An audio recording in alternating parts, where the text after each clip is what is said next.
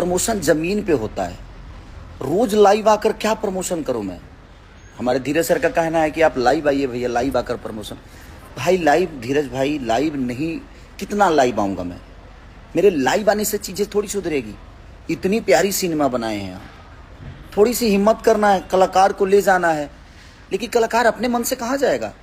मैं अपने मन से किस थिएटर में जाऊं? मुझे सिचुएशन कि हाँ भाई, हमारा डायरेक्टर, हमारा प्रोड्यूसर, हमारे कलाकार जो हैं 4-5 जो भी हैं, वो साथ में जाएंगे तो हम बात करेंगे, लोगों से मिलेंगे, उसका एक अलग उत्साह होता है। अरे वाह खेसारी भैया, आप लाइवों से शर्मा गए।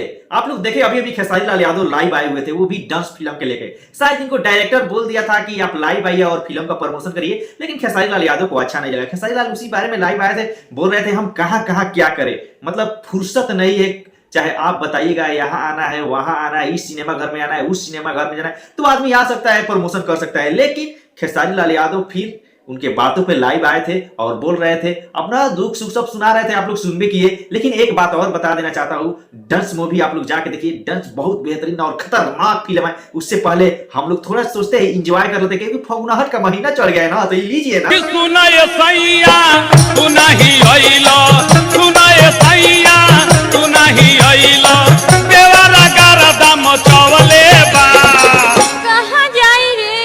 एक नंबर के छिनरा हो भैया